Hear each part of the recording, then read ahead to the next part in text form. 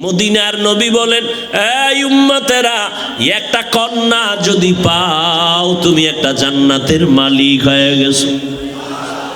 আরো আস্তে করে বলে, খারাপ লাগে আপনাদের? দুইটা কন্যা পেয়েছো, তুমি দুইটা জান্নাতের মালিক। যারা তিনটা কন্যা পেয়েছো, তুমি তিনটা জান্নাতের মালিক হয়ে গেছো।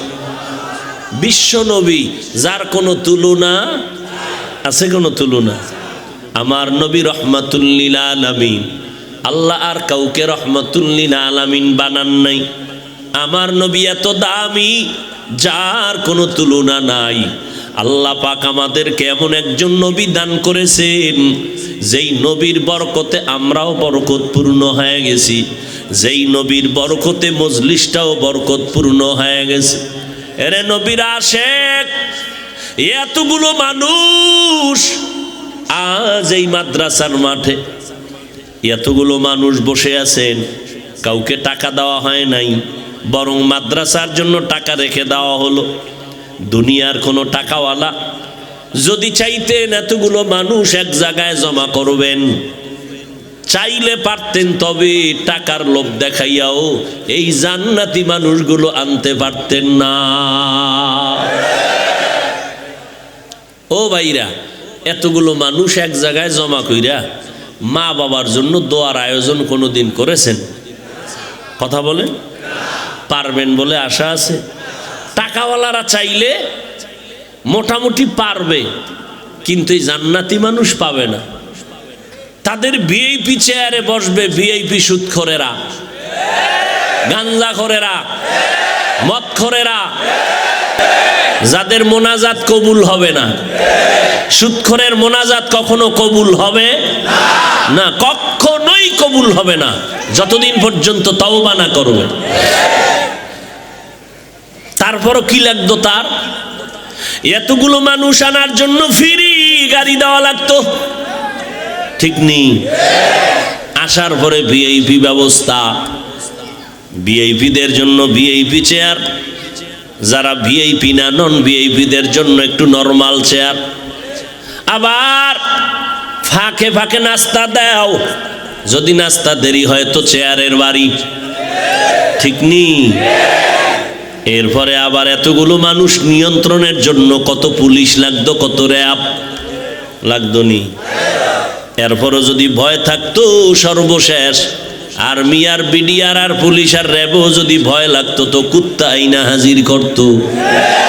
কারণ মানুষ বেঈমানি করতে পারে, কুত্তা মানুষের সাথে বেঈমানি করে না। নিরাপত্তার জন্য কুকুর, কিন্তু তাকাইয়া দেখো আজ তজুমুদ্দিন থানার প্রাণ কেন্দ্রে এই মাদ্রাসার মাঠে এত মানুষ, বসার জায়গা নাই, দাঁড়ানোরও কায়দা নাই। আসার জন্য কাউকে টাকা দেওয়া হয় নাই, জোর করে আনা হয় নাই, সবাই নিজে টাকা দিয়া ভাড়া দিয়া, কেউ হেঁটে আসছে নিজ ইচ্ছায়। আল্লাহ দয়া করেছেন, আসার পরে বিছানাটাও তেমন ভালো না, অনেকে বালুর মধ্যে বসছে, অনেকে জুতার উপরে বসছে, বসতে পারে নাই, জায়গা নাই, দাঁড়ায় দাঁড়ায় আছে। অন্তরের মধ্যে কোনো ভাব নাই, বড় ছোট ভেদাভেদ নাই, আলেম সাধারণ মানুষ, ধনী গরিব সব একাকার হয়ে পড়ছে। এতগুলো মানুষের জন্য নিয়ন্ত্রণের জন্য একজন পুলিশও নাই। কথা বলেন না কেন? এটি নিয়ন্ত্রণ পুলিশে করতেছে? কথা বলেন। কোনো বাহিনী নাই, পুরা মাদ্রাসার মাঠ সাইলেন্ট হয়ে গেছে, কোনো আওয়াজ নাই। এই সময় যদি কেউ টেলিফোন করে, তার মাথা গরম হয়ে যাবে, ঠিক নেই? টেলিফোন একজনে করেই ফেললো, কেটে দিল, আবার করে, আবার কাটে, আবার করে, আবার কাটে, আবার করে, আবার কাটে, মাথা গরম। একবার রিসিভ করে ধমকায়, কয় এত বড় দুঃসাহস, এতবার কেটে দিলাম, টেলিফোন করো কেন? আর একবারও টেলিফোন করবা না, আমি ব্যস্ত আছি। দেখেন কি মোহব্বত কোরআনের প্রতি। আর ম্যাডাম যদি টেলিফোন করে, তো আজ রাইতে খবর আছে। ভাইরা আমার, এই অবস্থাটা কেমনে সম্ভব? আমি সারা বাংলাদেশে বলি, এটা ১৫০০ বছর আগে রহমতের নবীর উম্মত হইয়া আমরা তার আদর্শ মানার কারণেই সম্ভব। ইমামুল আউয়ালিন আল আখিরিন বহরে সাদকা রহমাতাল লিল আলামিন সাইয়্যিদুল কাউনাইন খাতমুল মুরসালিন আখির আমদ বুদে ফখরুল আউয়ালিন। এখন আপনারা বসছেন বরকত, কিন্তু ফাইনাল বরকত হবে দোয়ার মধ্যে। সারা রাত ওয়াজ শুনলেই বরকত হবে না, দোয়ায় হাজির হলে যে বরকত হবে। কারণ একজনের আমিন কবুল হবে তো সবার আমিন কবুল। দোয়া বরকতের জিনিস, আর দোয়া হুয়াল ইবাদা, দোয়াটা ইবাদত। আর দোয়া সিলাহুল মুমিনিন, মুমিনদের হাতিয়ার হলো দোয়া। দুনিয়ার হাজারো প্রচেষ্টায় যেই বন্ধ দরওয়াজার তালা খোলা যায় না, বান্দা যখন দোয়া করবে আল্লাহ তালা খুলে দিবেন। হাজারো নজির এই জমিনের মধ্যে আছে। অতএব আজকে মাহফিলে আসাটা তেমন সফলতা না, বয়ান শোনাটাও তেমন সফলতা না। চূড়ান্ত সফলতা যদি দোয়ায় শরীক হওয়া যায়।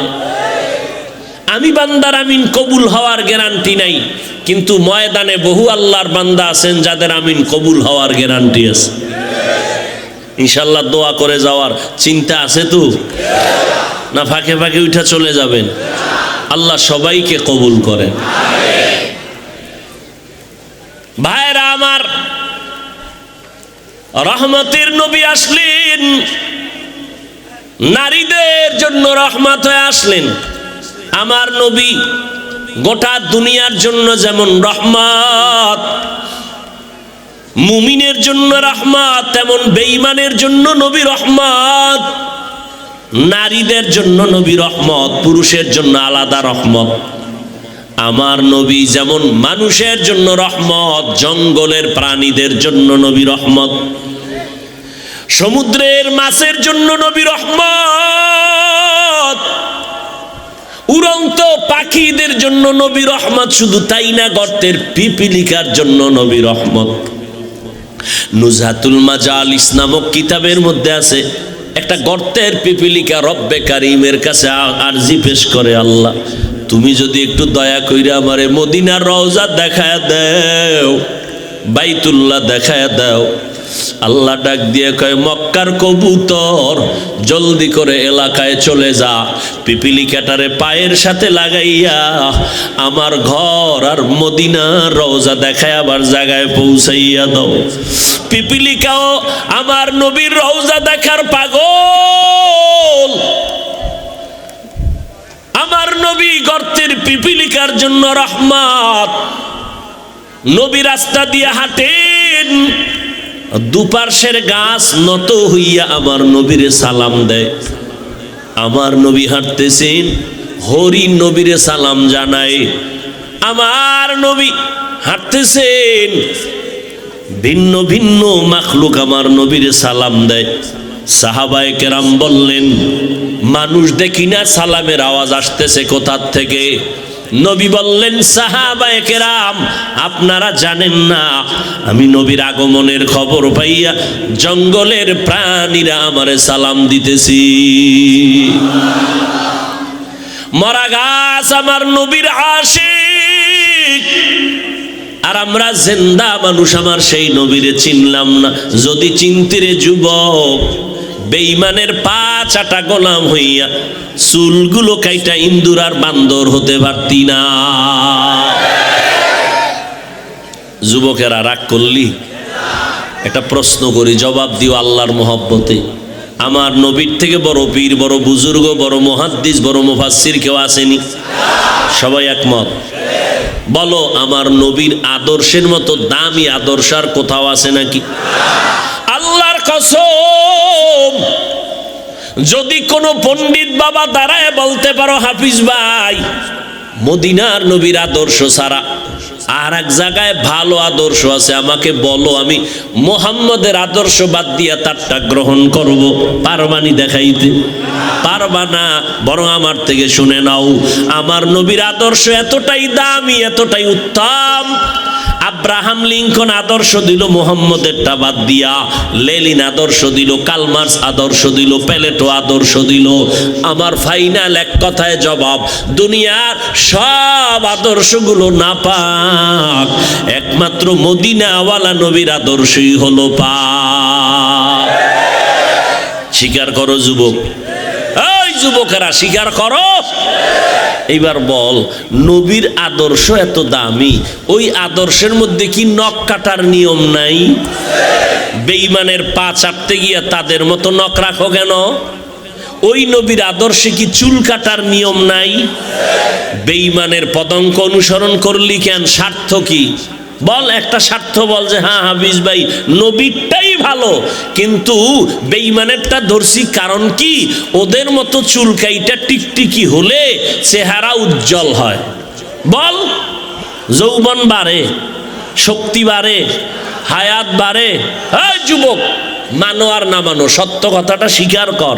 হায়াত বাড়ে, যৌবন বাড়ে, মা বাবায় দোয়া বেশি করে।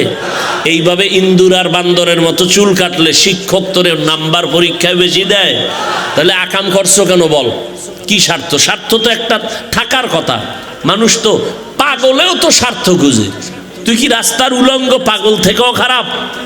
কি স্বার্থে বেঈমানের পা চাটতে গেলি বল? যদি একটা স্বার্থ দেখাইতে পারো, এই হাজারো লাখো মানুষকে সাক্ষী রেখে আমিও যাব, আমিও বেঈমানের পা চাটবো, তাদের মতো চুল কাটবো। বল একটা স্বার্থ বল। যদি বলো কোনো স্বার্থ নাই, তো গেলি কেন? তাহলে আমি বলবো তুমি রাস্তার ল্যাংটা পাগল থেকেও তুমি খারাপ। দোয়া করি আল্লাহ হেদায়াত দান করুন।